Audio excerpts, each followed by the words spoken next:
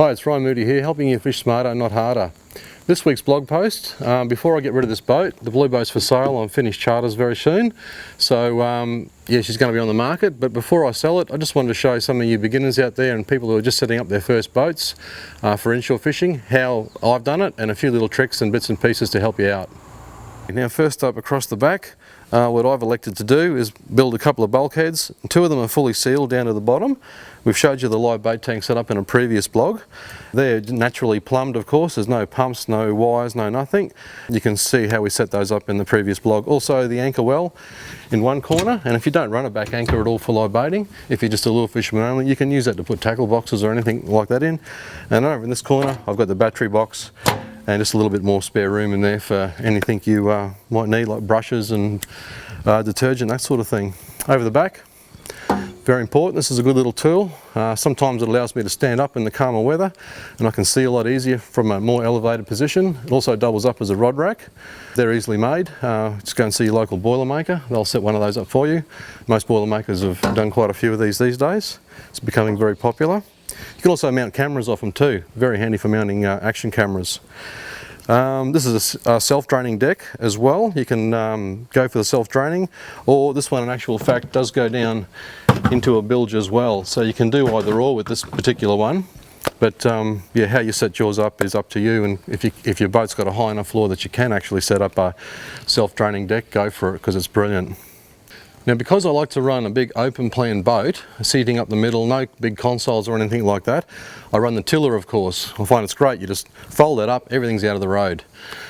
Which means, where do you put your electronics? Well, what I like to do, and I've done this since 1987, I tuck them against the far side, because generally when I sit down to run, you've either got a pedestal seat here or you just sit on a platform like this. For guiding, you don't get much time to sit down, so you don't want a big cumbersome chair here in your road, so I just sit down on the top of the live bait tank. But my electronics, I have them over there where I can see them nice and easy. We can drive from here, simply watch the sounders over there. I'll get a cover made for them. I just use one of these kind of covers, the vinyl. It's up to you whether you want to use some kind of perspex, that kind of thing. Have your switchboards, all that kind of thing down in there. 𝗘𝗢𝗏 storage, where it's a little bit drier, it's not out in the wet.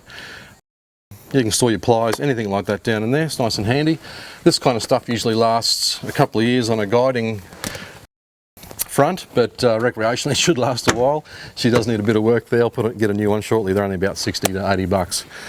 Now rod storage is another very important thing to take into account when you're setting up a boat. If you've got a lot of flat areas under the gunnels like I have, and along the esky as well for when you're in transit, I use these Velcro type holders. They hold the rods in very well.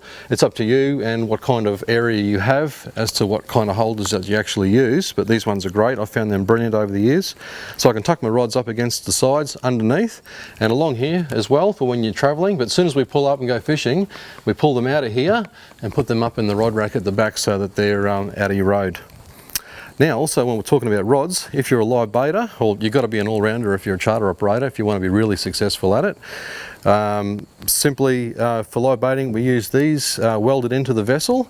If it's a fiberglass boat, sometimes people prefer to buy the ones already made up as stainless and you screw them in. But I've had these made into the vessel down both sides, because you never know which side of the boat you're going to be fishing out of if you're live baiting with two anchors. So very handy. If you do get these put in, you don't want the rods too upright. You want them to lay over a fair way. It's great for, it's a better hookup rate basically for live baiting. Up the front here, a casting deck. It depends if you're a lurer. A lot of people have a big casting deck so two guys can get up the front. Even down the back sometimes they have a casting deck area across the back. But for me it's usually good just to have one here and two other people here when it comes to flicking lures. And also of course the big storage underneath for all your flares, life jackets, lure boxes, first aid, all that kind of thing. So that's the most important parts of the boat. Another feature is the esky, of course. Doubles up as seating down the middle. In the front part of it I've got my batteries for my electric motor. You can also get your batteries mounted in a cradle up under your casting deck as well if you prefer it to do it that way. I also have a beach umbrella holder bolted onto the front part of the esky. that acts as a great little spot to stick a good size umbrella to cover quite a few people. That's if it's a real hot day, like, you know, November, December, that kind of thing. Best thing is with a beach umbrella is you can fish all the way around it, like a bimini kind of top. You haven't got any stays coming down getting in your road, because when you've got big fish on using rods and reels, if you've got things or stays coming down to the outsides, it's just so hard. You can lose big fish rather easy. That's why we prefer to have something from the middle coming out as your shade. We don't use it a lot these days, but yeah, certainly if you've got young kids, it's a great idea. Pedestal up there is also good. Have one more sitting position up there. And also one of the other benefits is the way we've done the floor. We've done a blog post on this actually. It's a non-skid finish. We'll put the link on the blog post to doing that on here as well. It's fantastic. It doesn't get hot.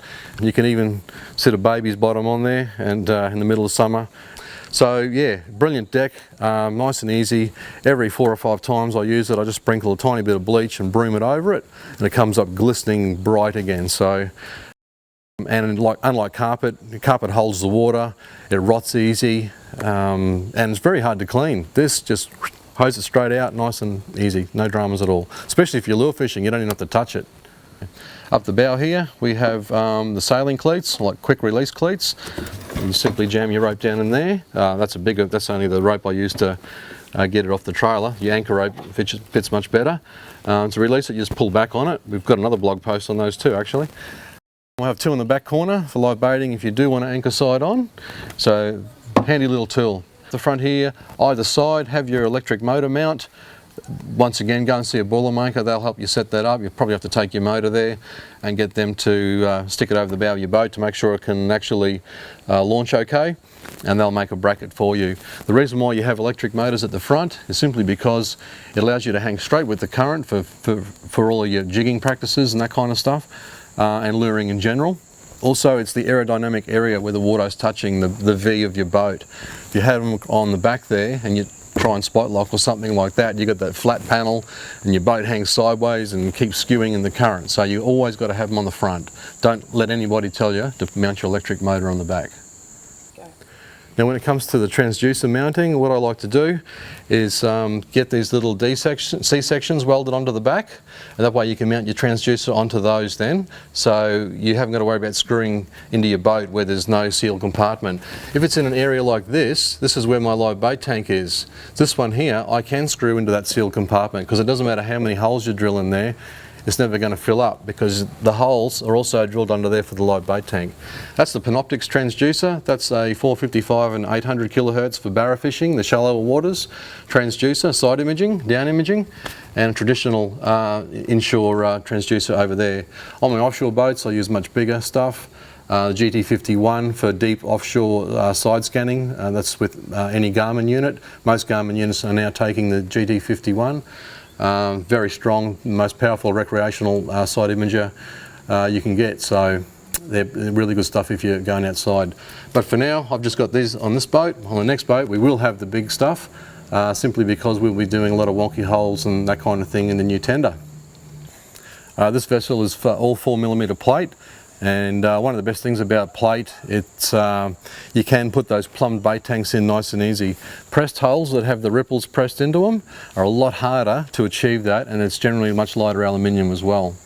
So there's a few benefits of going plate if you're going to go plate, and this one's actually the Cairns Custom Craft 5.6 Super Punt, and it's been a great little machine for charters, but I've got to say goodbye to it because we don't want to tie it behind the game boat around the country in case it gets too rough. So we're opting for a bigger fiberglass V-nose for that, and it's time to say goodbye to the old girl. Well, she's not that old really, and it's been a bloody good boat, and I'll miss it for barra fishing.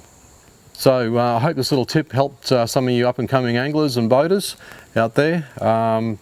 Once again, it's just about how you set things up to suit yourself, but that's the way I do it, and it's very practical for inshore fishing. If you like this little tip and you would like to see more, subscribe to our YouTube channel, like us on Facebook, or if you only want some tips that I send out by email only, head on over to our website www.ryanmoodifishing.com and sign up for free email updates. Until next time, get into the great outdoors, keep fishing smarter, and we'll see you then.